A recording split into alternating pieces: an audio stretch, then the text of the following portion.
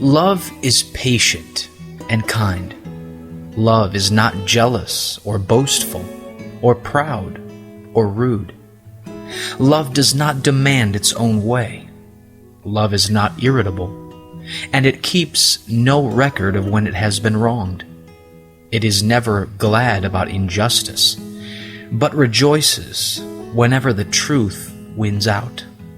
Love never gives up, never loses faith, is always hopeful, and endures through every circumstance.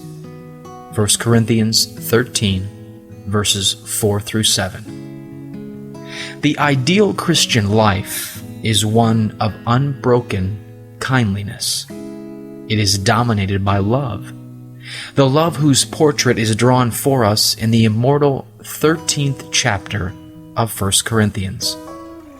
We have but to turn to the gospel pages to find the story of a life in which all this was realized.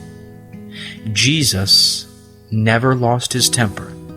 He lived among people who tried him at every point, some by their dullness, others by their bitter enmity and persecution. But he never failed in sweetness of disposition, in long-suffering patience, in self-denying love. Like the flowers which give out their perfume only when crushed, like the odoriferous wood which bathes with fragrance the axe which hews it, the life of Christ yielded only the tenderer, sweeter love to the rough impact of men's rudeness and wrong. That is the pattern on which we should strive to fashion our life and our character.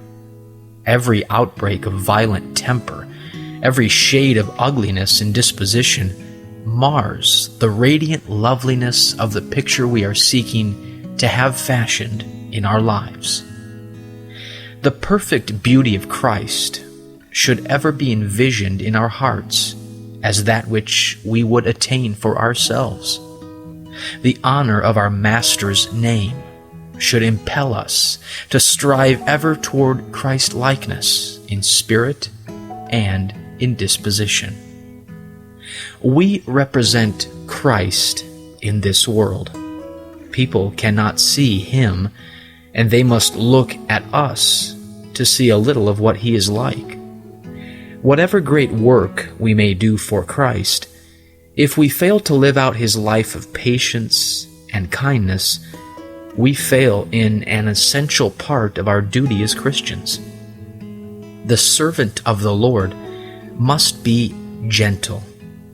Only as our own lives shine in the brightness of holy affectionateness, and our hearts and lips distill the sweetness of patience and gentleness, can we fulfill our mission in this world as Christ's true messengers to men. Life is too short to spend even one day of it in bickering and strife. Love is too sacred to be forever lacerated and torn by the ugly briars of sharp temper.